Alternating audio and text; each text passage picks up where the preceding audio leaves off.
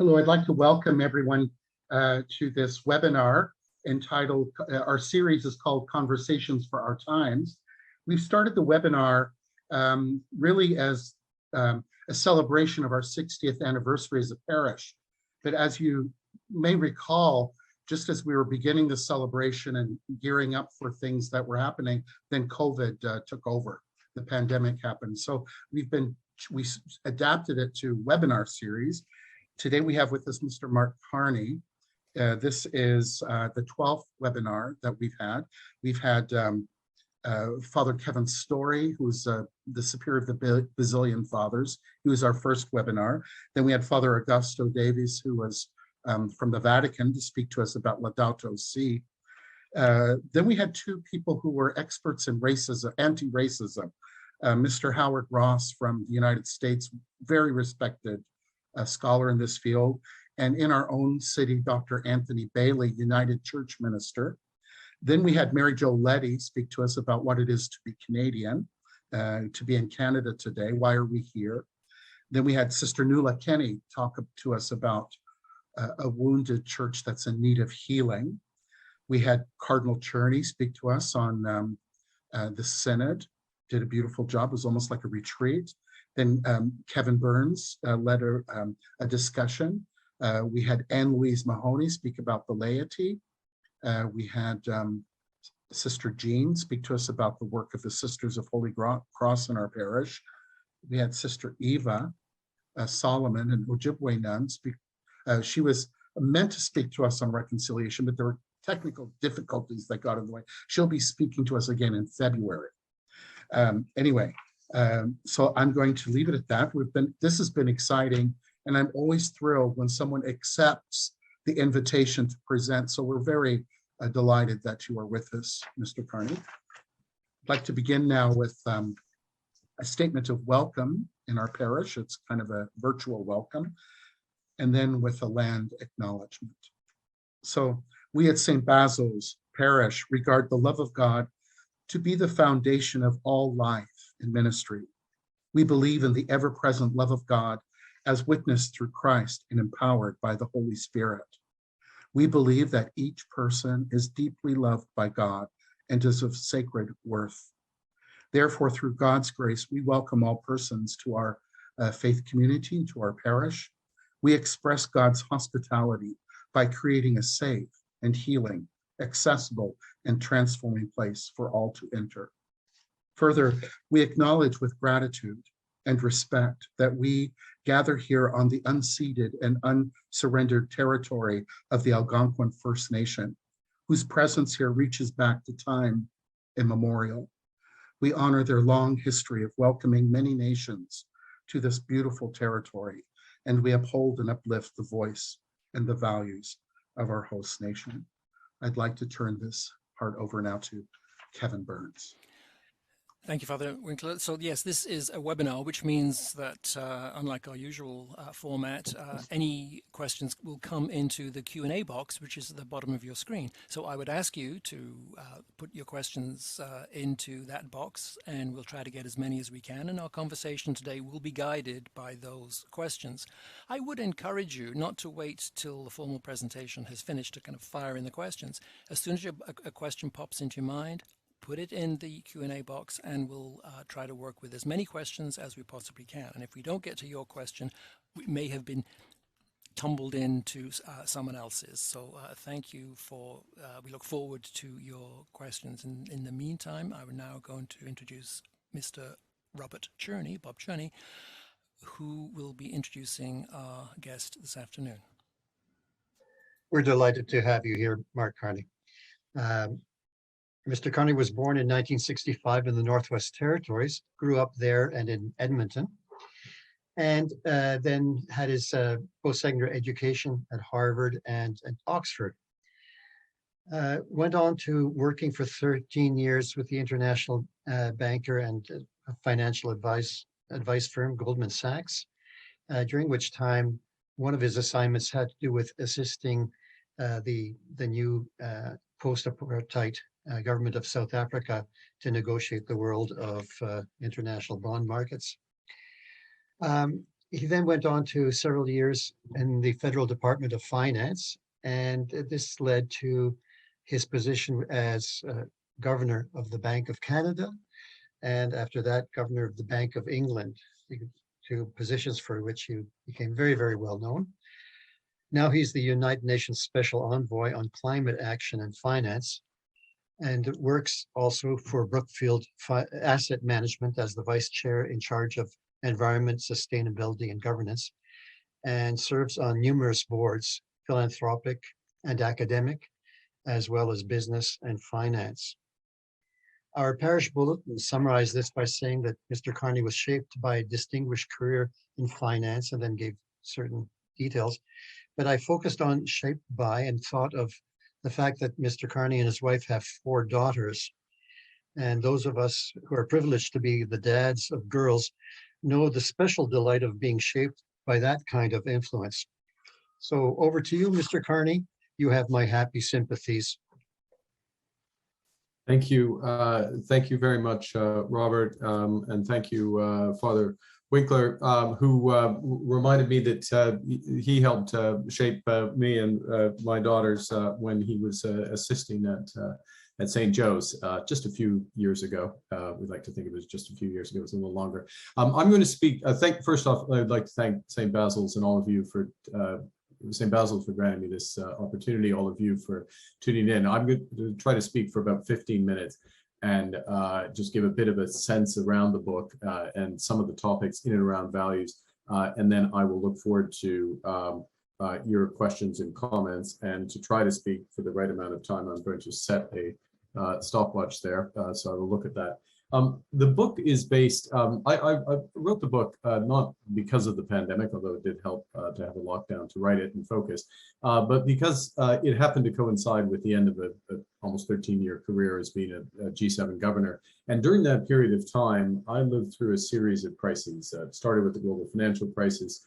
It included something called the Euro crisis, challenges there, and Brexit, COVID, and beyond, and of course the climate crisis building up. And so the question I asked myself was, stepping back from all of this, what were the deeper issues around these crises, and what was the role of value? How is value grounded, and how do our values underpin value? And really trying to explore the extent to which our society had moved towards Oscar Wilde's aphorism of knowing the price of everything, but the value of nothing. And how, relatedly, how in some quarters, by elevating belief in the market to the realm of faith, we moved from a market economy towards a market society, and in effect, how to turn it around. The other genesis of this book was a challenge that Pope Francis had put to a series of us a few years ago, gathering at the Vatican, policymakers, business people, labor leaders, religious leaders, academics, and he read a parable. He recited a parable, rather, and he noted that the meal, this was over lunch, the meal would be accompanied by wine. It was, after all, in the Vatican, and he observed that wine is many things. It has a bouquet, a color, richness of taste that all complement the food. It has alcohol that can enliven the mind in a form it enriches all of our senses. But at the end of the lunch, we will have grappa. And grappa is one thing, it's alcohol, it's wine distilled. And His Holiness continued and observed that humanity is many things: passionate, curious, rational, altruistic, creative, and self-interested. But the market is one thing, it's self-interested. It's humanity distilled. And he challenged us that our job was to turn the grappa back into wine, the market back into humanity. That is in part what I'm trying to do in the book, is to look for the proper role of the market and the relationship between value, represented by the market, and values represented, well, our values as a society. And in many respects, the other bookend of the work is around the city of Glasgow. If you think back to the 18th century, the height of the Scottish Enlightenment, and the dawn of the Industrial Revolution, it was the home of the father of modern economics, Adam Smith.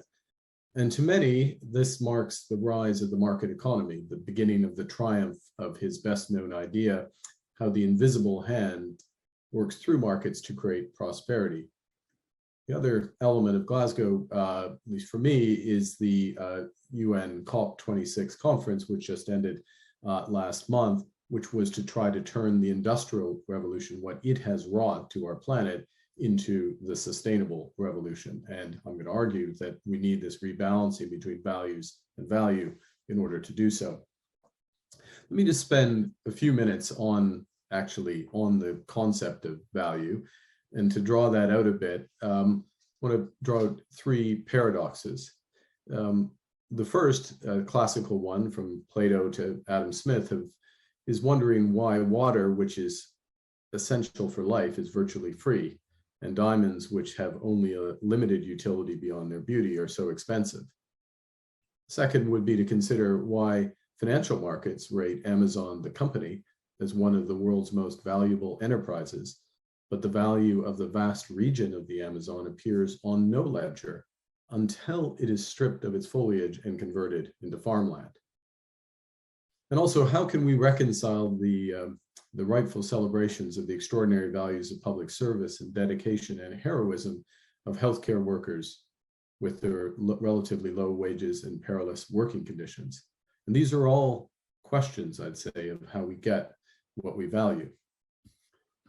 The concepts of value are rooted in philosophy and recently, and more narrowly, in economic and financial theory.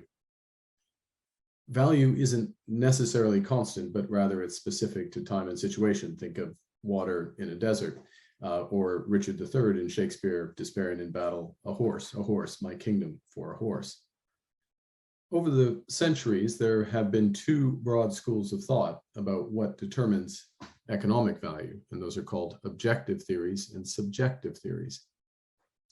Objective theories contend that the underlying value of a product or a service is derived from how it's produced.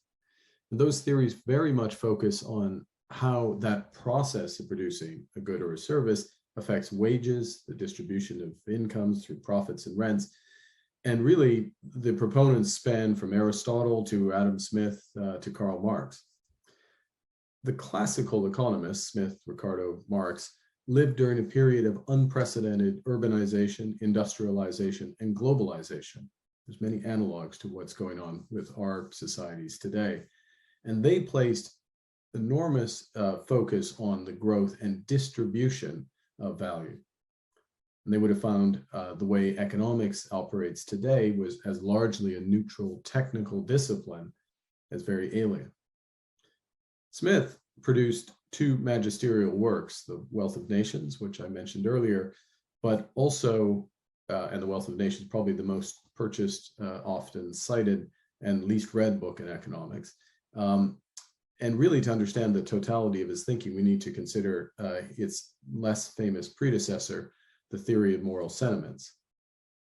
And in that, Smith writes and warns of the dangers of divorcing economic capital from its social partner.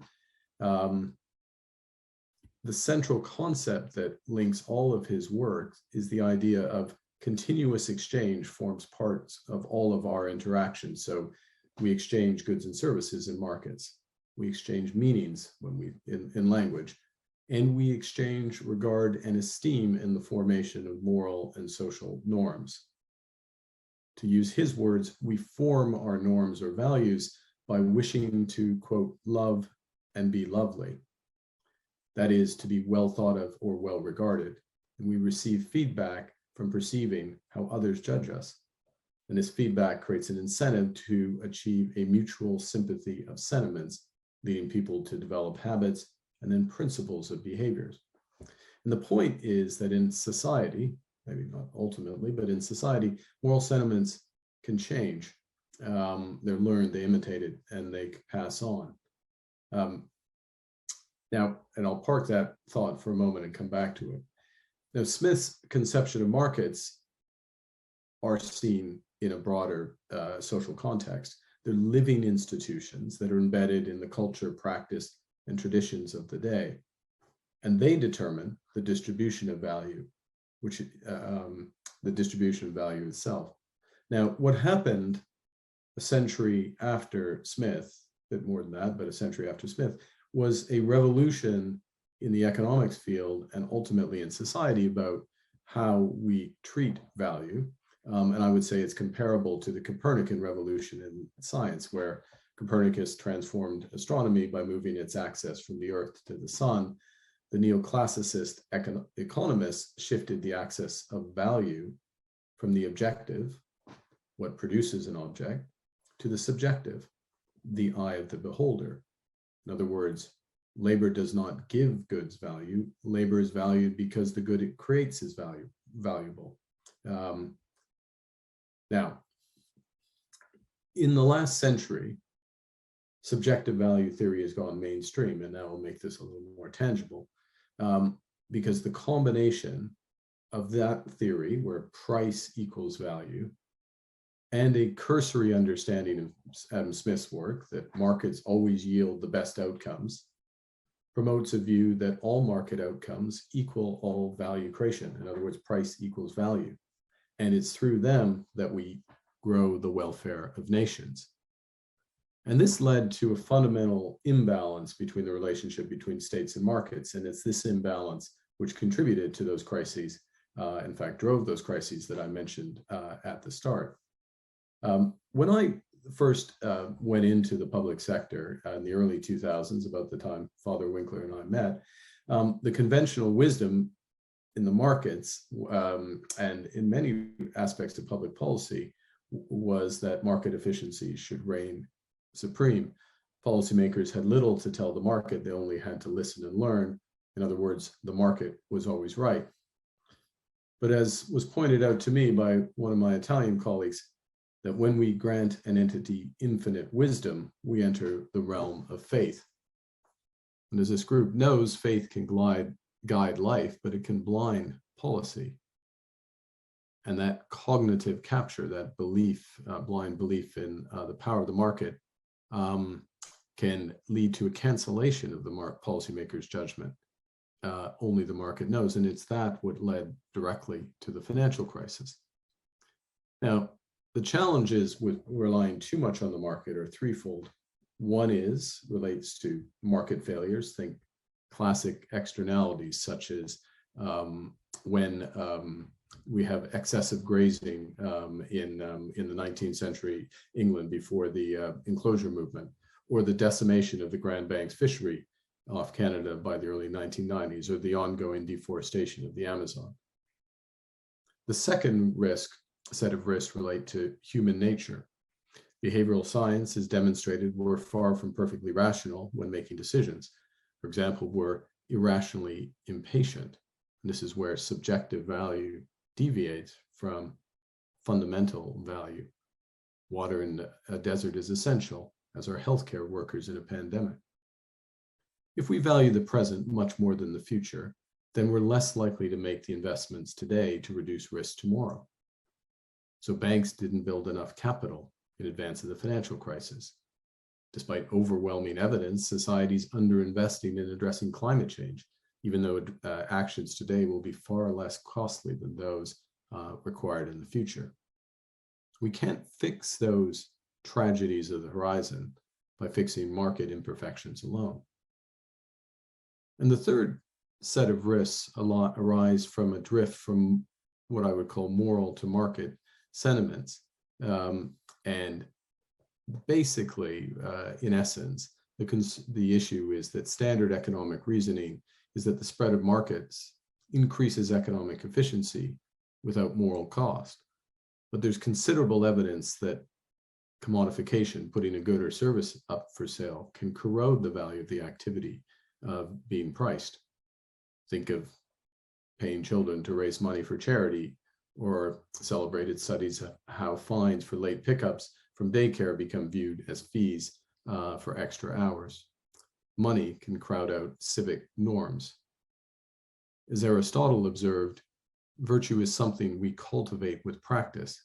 Quote, we become just by doing just acts, temperate by doing temperate acts, brave by doing brave acts. And these observations will be familiar from the civic response to COVID.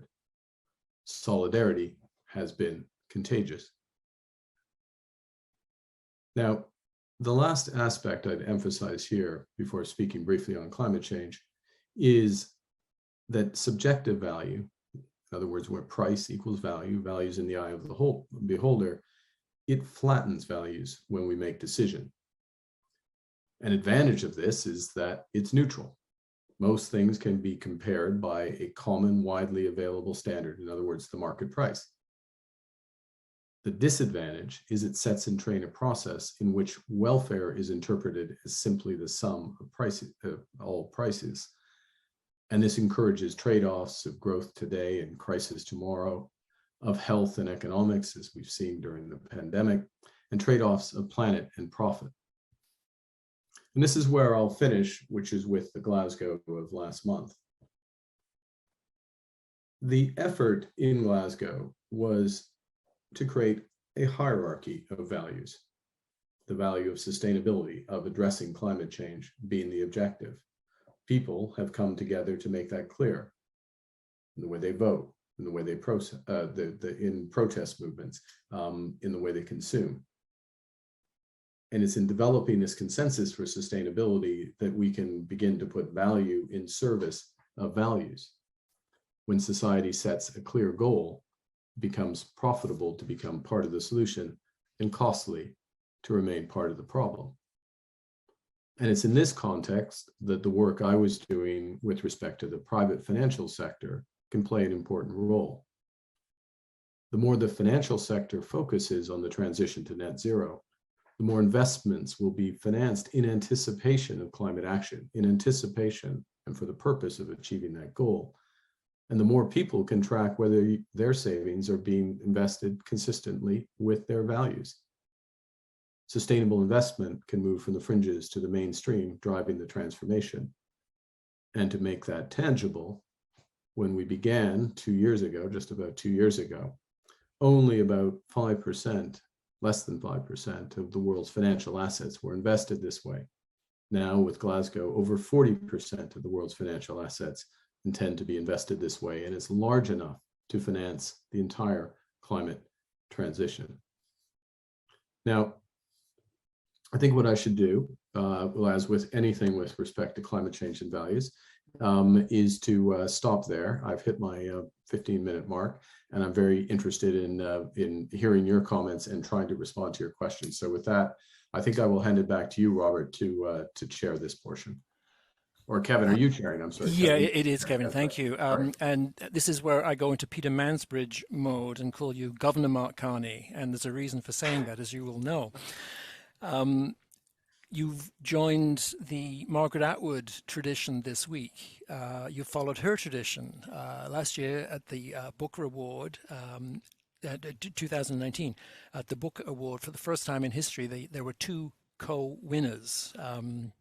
Bernardine Evaristo and Margaret Atwood shared the prize. And on earlier this week, you shared a prize, an important one, the National Business Book Award, which chose your book, and also Stephen Bound's book, The Company, The Rise and Fall of Hudson's Bay Empire. So congratulations. And I just want to say two things. In your surprised reaction, I mean, you obviously didn't know in advance, you had a value-driven response by saying the prize money would be shared with Girls Who Code and Indigenous Guardians of Canada. So we're into the realm of value. But I want to lead off with one question specifically about the book, because you've been talking about values and the change of values. And the first question would be, we look to a compass, north as a fixed idea. How do we deal with values that aren't as true north, that they shift? And as you said earlier, the values are all constantly shifting.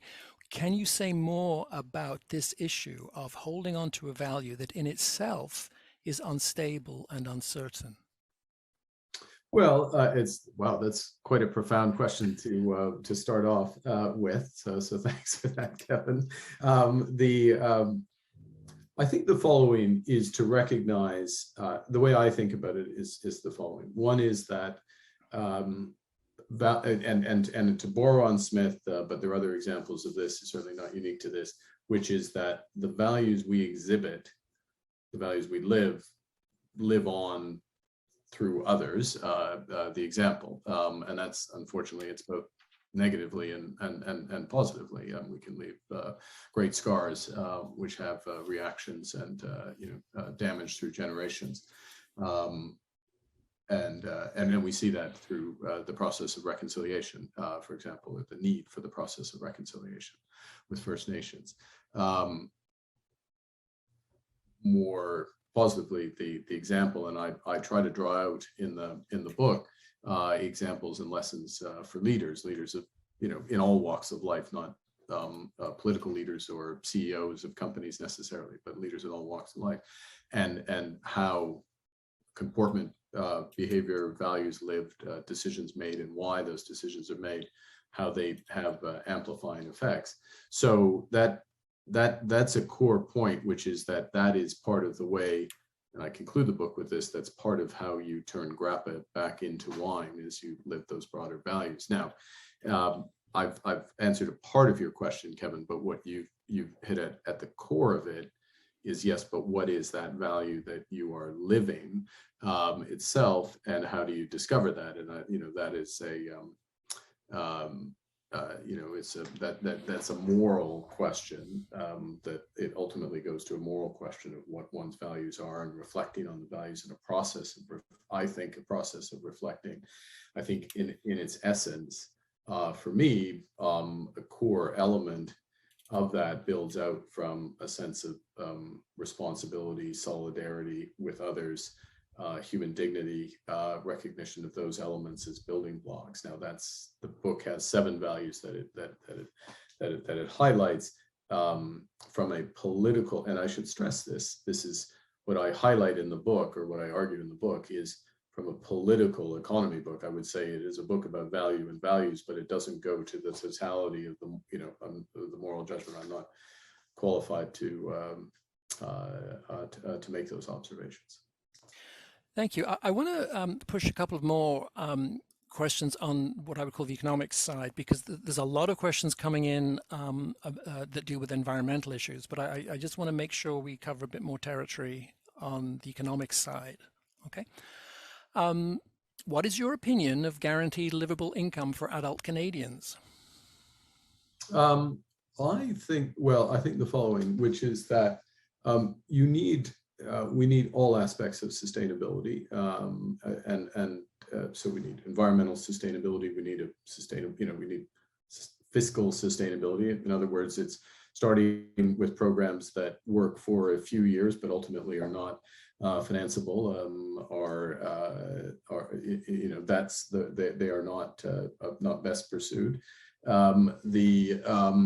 And we need sustainable livelihoods for individuals, which is partly determined by a safety net, but more fundamentally determined by the skills they have and the opportunities that present themselves. So I don't immediately jump to a guarantee. The challenge on the guaranteed minimum income in the places that it has been tried in terms of a pilot has been that the scale of what is affordable and affordable when universal is relatively modest relative to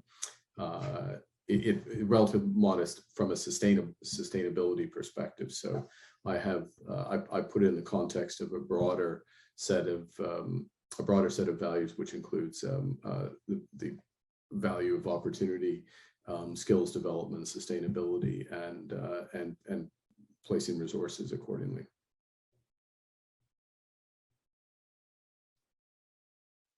Sorry, yeah, there's a question that links just in what you've said. What would trigger a change in a view of values? Is it going to come from legislation? Is it going to come from moral suasion? Or is it by waiting for a new generation in the business community? I think I think there's multiple aspects to it. I don't think, let's take an extreme. You can't legislate virtue. It has to come from within. You can't regulate it. And it is ultimately something that is lived. But in this regard, I think there are several aspects. I think first is if one goes to legislation or the broader political process, it's listening and enshrining the values of people. And the example of this, which I'm most familiar, is with respect to sustainability. I mean, it's not universally held, but it's very strongly held across Canada, across age groups, across socioeconomic groups, and across time, value placed on sustainability. And that gets to a point where it is appropriate for there to be legislation. And we have legislation, which is a net zero objective for Canada. We have a climate change advisory committee, net zero advisory committee that's put in place. And we have policies then, a responsibility for policies that would achieve that. The hierarchy of values being around achieving a net zero economy and then broader sustainability that comes into that. But that in and of itself is not, I mean, that is an important step, but it's not the totality of it.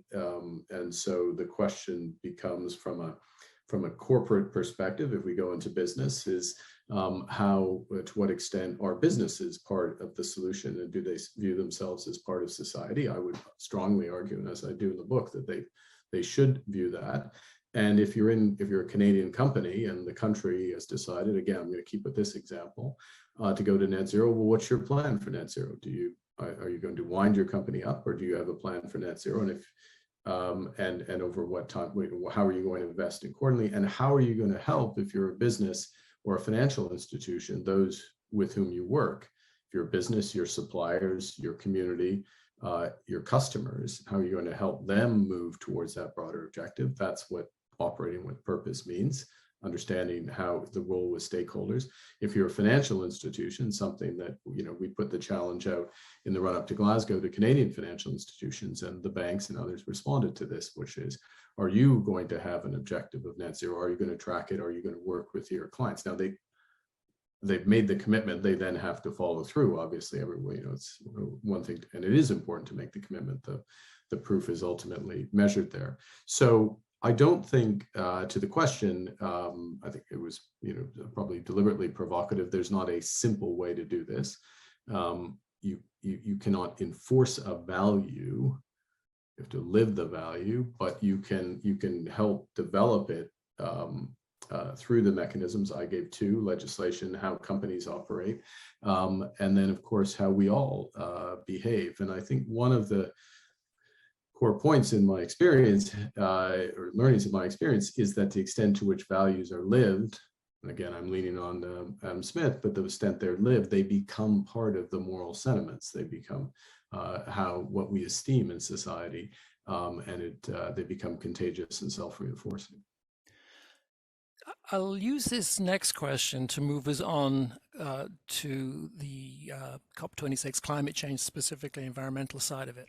The question is this: Canada is so large, so diverse in its geography and politics, that Canadians can have dramatically different values and perspectives on climate change and sustainability and how to respond. We can see that at the provincial and the federal level. And here's the question: how do we unite Canadians on the issue of climate change, and how should we address it as a nation? Yeah, I think that's a fantastic question, and that's exactly the right question. We have a shared challenge, and we have a shared opportunity with climate change. And the first is to recognize that element of it being common, and to act as much as possible in solidarity in order to address it.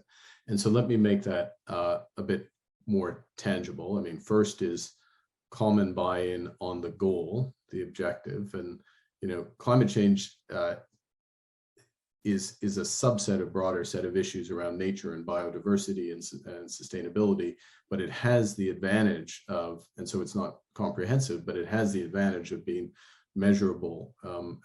We will not globally, the temperature, we will not stabilize unless we get to net zero. So there's a question of getting the country to net zero, as I referenced earlier, and the pathway to that. working in solidarity around that. First, if I go from a national perspective, well, we have a reasonable sense of where the larger emissions come from. Some of them are industrial, some have to do with buildings and real estate, a lot have to do with transportation. So what are our national strategies? And national strategies in Canada are always somewhat complicated because they have to be federal and provincial, but what are our national strategies for that? I think recognizing that we have a very large and complicated transition from the types of energy we produce today, produce and export today, to the types of energy the world will need to use in the future, and using our resources and ingenuity and effort in order to help with that transition as a nation is incredibly important. And so for the moment, there's a lot of resources, financial resources that come from the traditional fossil fuel industries. Those need to be reinvested in the industries of the future. They need to be reinvested and get the emissions down in the fossil fuel sector, yes, but also in the industries of the future, in hydrogen, in other forms of carbon capture and other elements that are necessary for climate change to happen. And so that recognition of we're in it together, the solidarity, having a comprehensive approach on how we invest there is absolutely necessary. I think as well, I believe sometimes individual efforts are, some people are, dismissive is maybe too strong a word, but they downplay the importance of individual efforts to, improve our own contributions. I'm of a different view. I'm not of a view that every individual can solve it, nor that every individual can instantly change the apartment they live in, or house they live in, or car they drive, or what they eat, etc. But efforts on the margin, efforts in that direction, are a contribution. We all can make a contribution, but also we're living a value more broadly, and in that regard, we all contribute, and we contribute to the reinforcement of what is an objective of all Canadians.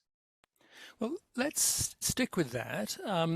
In your book, you identify solidarity, fairness, responsibility, resilience, sustainability, dynamism, and humility as kind of values that are to be addressed. And you've talked just now about it's a personal thing as well. And this is one of the sort of a prodded question that came in as you were saying. It said, can you ask him to speak more on the relationship between personal consumption relative to climate change itself? Yeah, I'll pick up on what I said at the end, which is there are contributions that we can all make.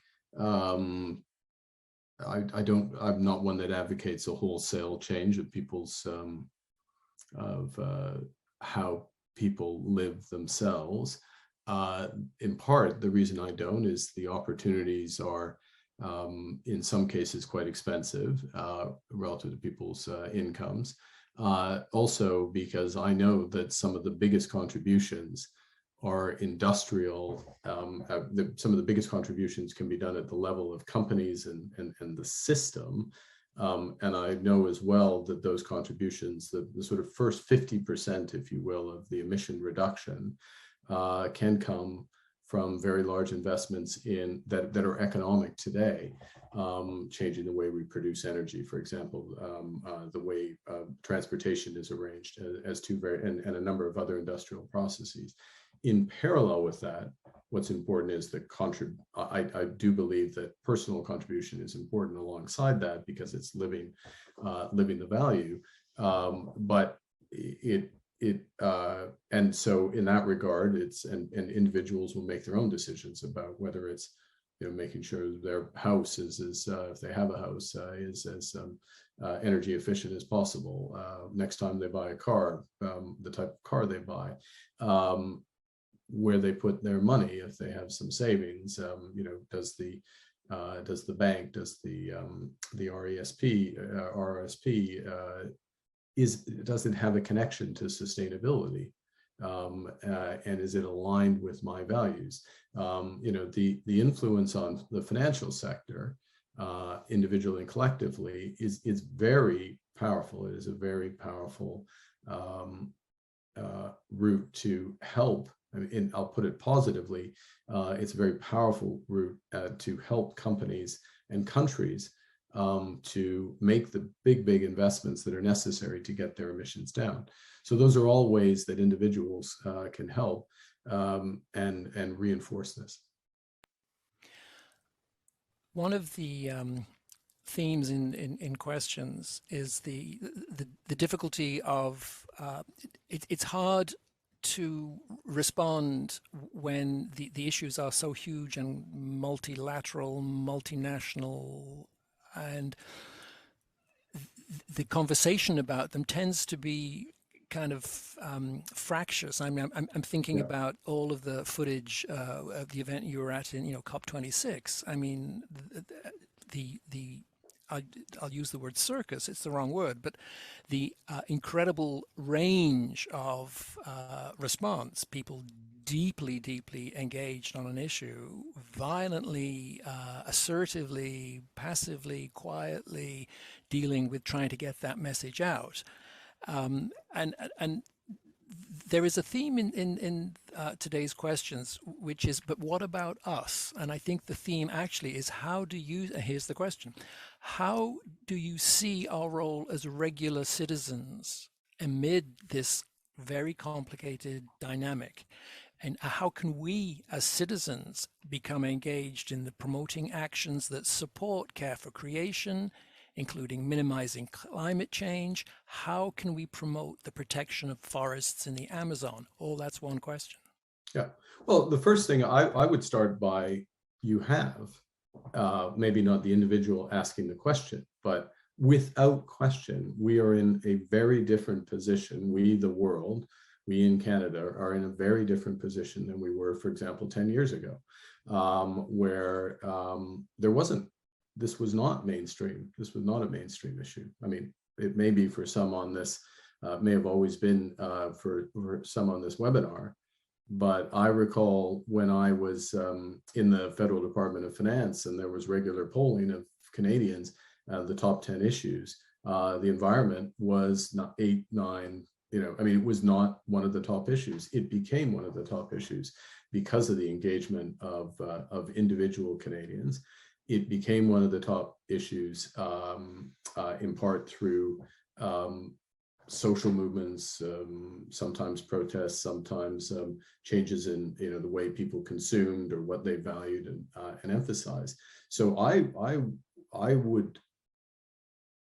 wouldn't say that this is, the issue is there's much more that needs to be done, but I would absolutely, and I've seen with my own eyes the sort of power of citizens movements, and then also seen it in terms of translating into the way people have voted. I think what's essential is that there is tangible progress that is delivered by those who can make decisions around this, who can influence the bigger aspects in response to what people are very clearly asking.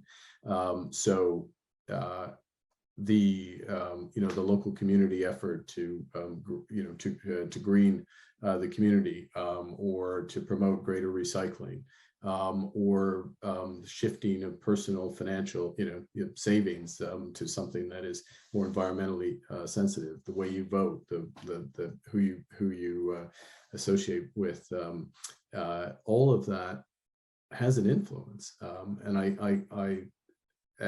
is having a very large influence. And I don't want to be Panglossian about it. I don't want to be naively optimistic about it.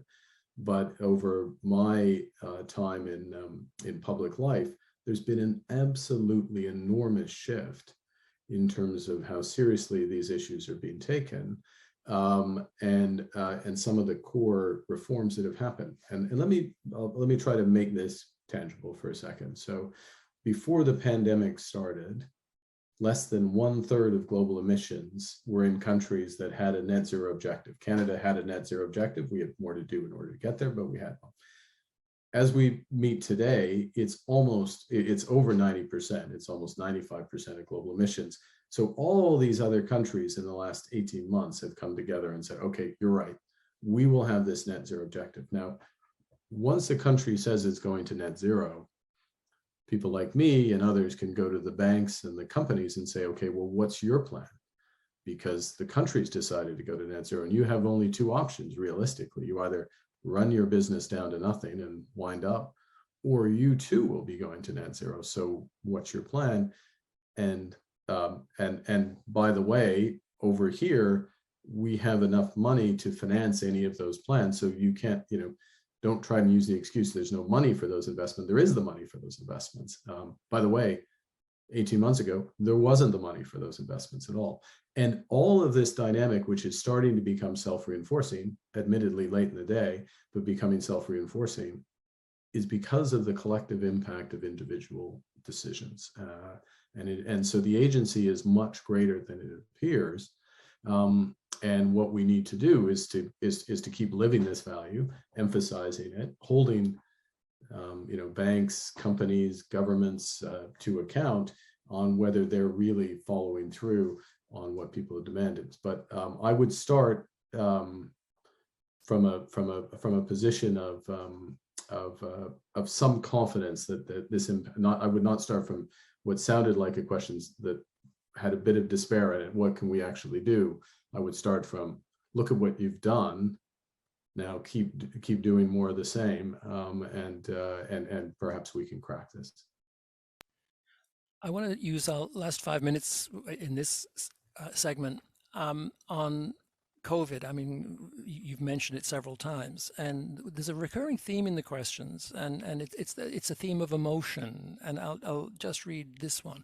We live in an emotional time now, and I'm concerned about how values and emotions and emotional contagion interact with the marketplace. People easily get raw emotionally, and this can transfer to political and economic scenes, and this can affect our values.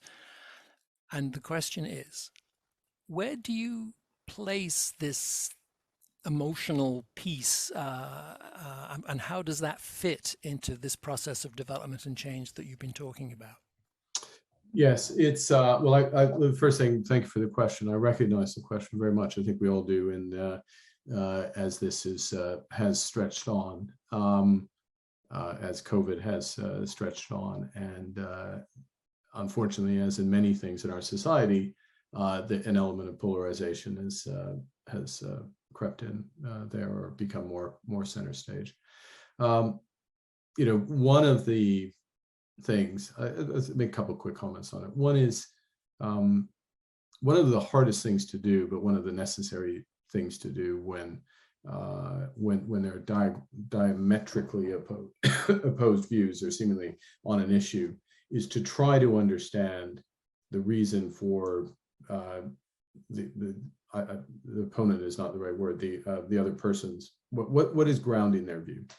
And I'll tell you a quick story, which is that speaking to a couple of CEOs, admittedly not in Canada, but who about 6 months ago were taking a view of vaccinations, the reason, mandatory vaccinations in their companies.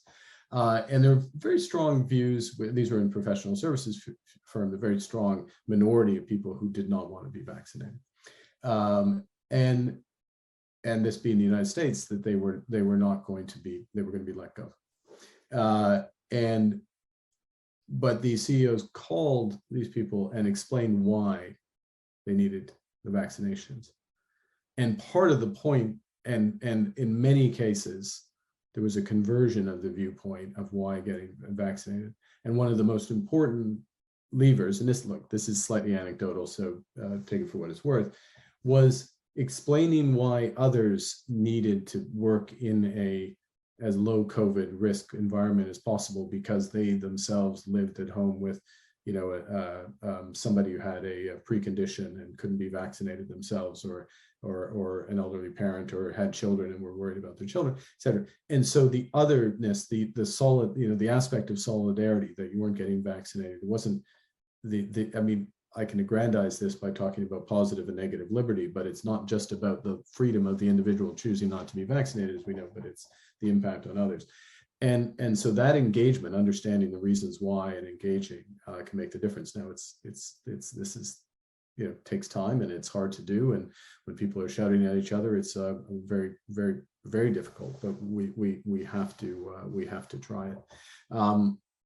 On balance, I would say I'm still in a position, I was very strongly of this view in the first year of the pandemic, and I'm speaking more broadly than just Canada, but I'm still of the view that that the way people have reacted to this and the sacrifices they've made have demonstrated a very strong sense of solidarity and dignity. In the end, you know, so a value of solidarity, but also dignity of individuals, because and the book goes through this. We don't have time anymore, but the way statisticians and policymakers look at the value of human life, their actual calculations of the value of human life, and that determines how policies run.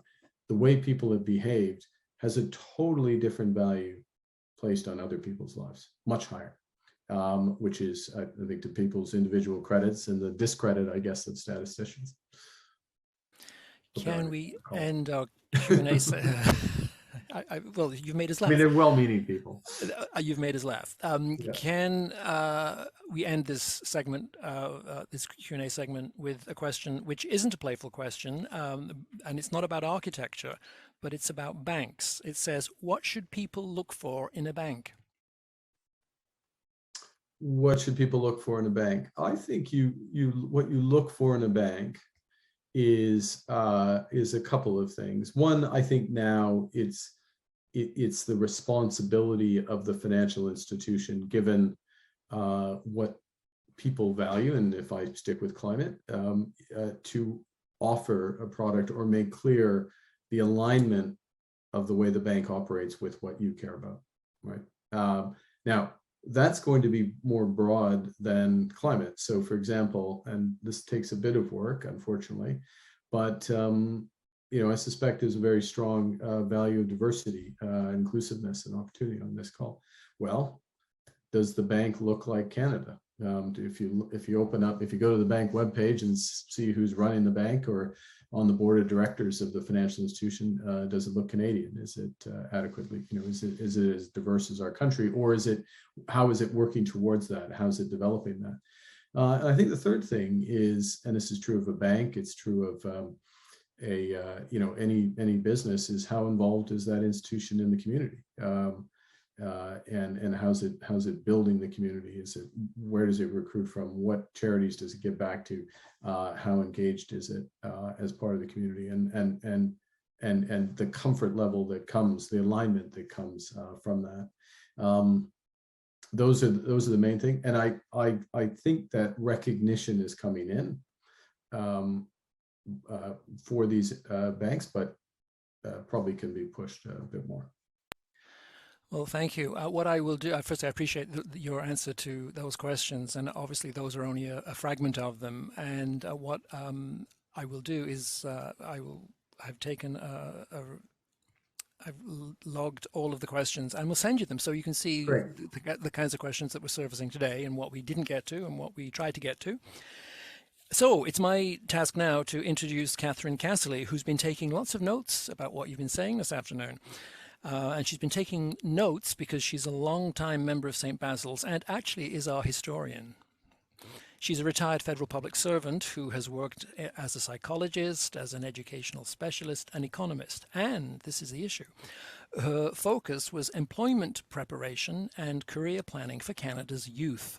She led a Canadian research, which was part of an international study of work and life values. She's also served on many boards involved in social justice, inclusiveness, education, and back to the recurring theme, career planning.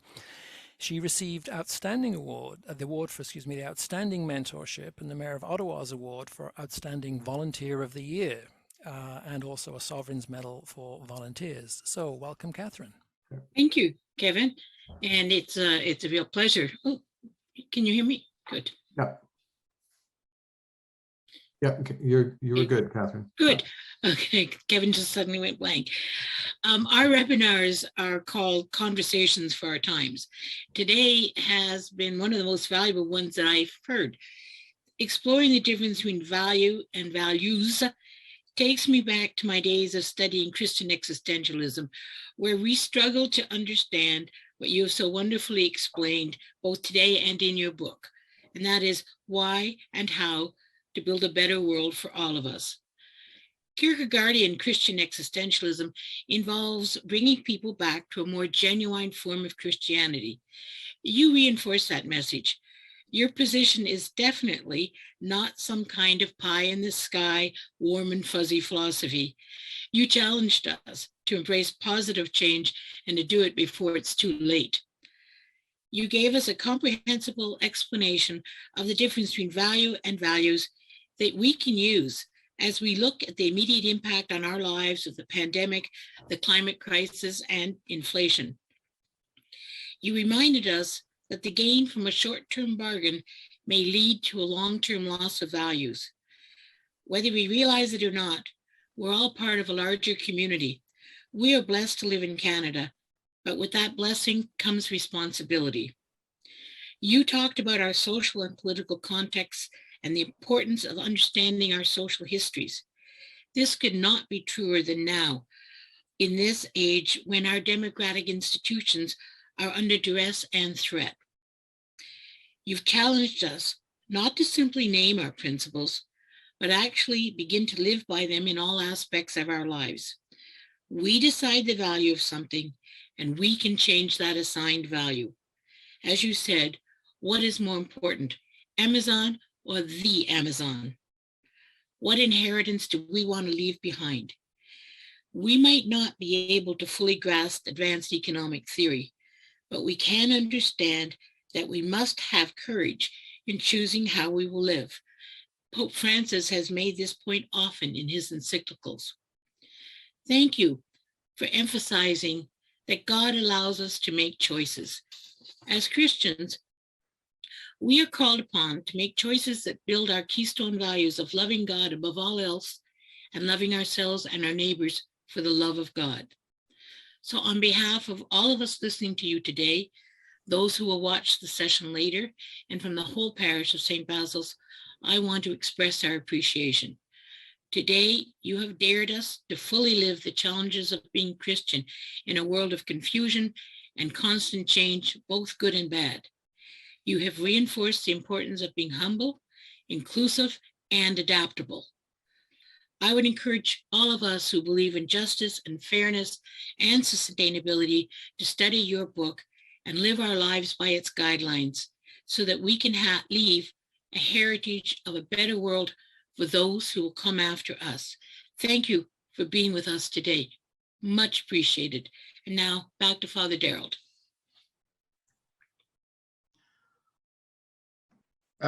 We've been debating and meditating and reflecting on what we can do to thank you.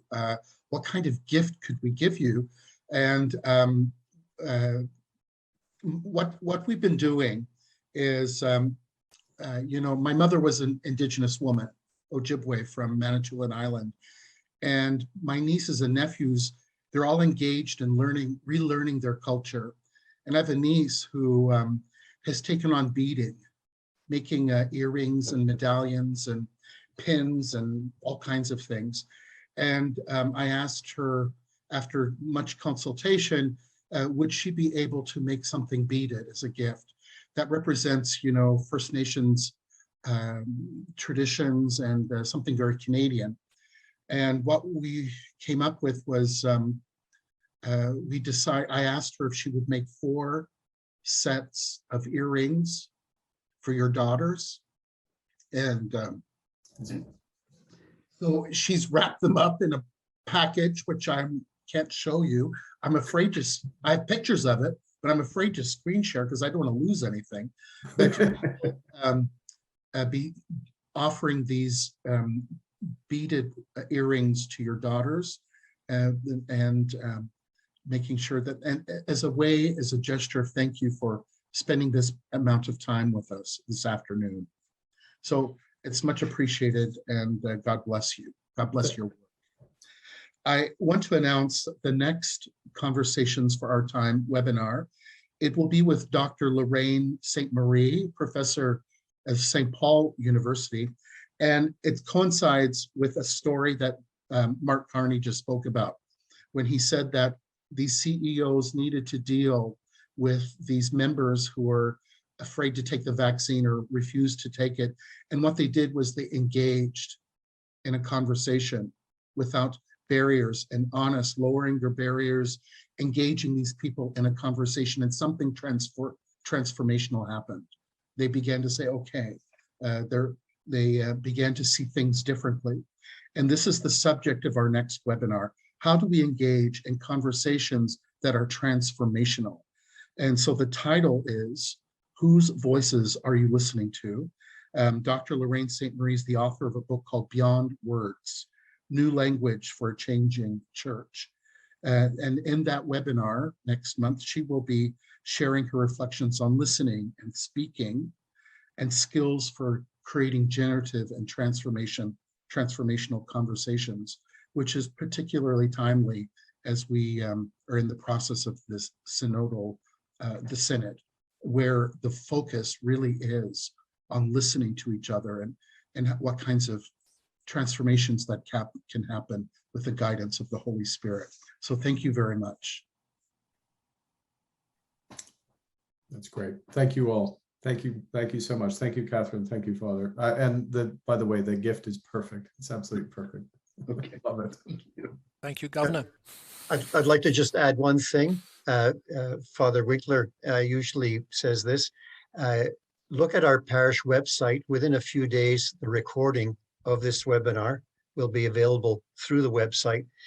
Surely some of us who've listened in want to listen again, and other people who couldn't attend will want to listen in the future. So check the St. Basil's website for the recording.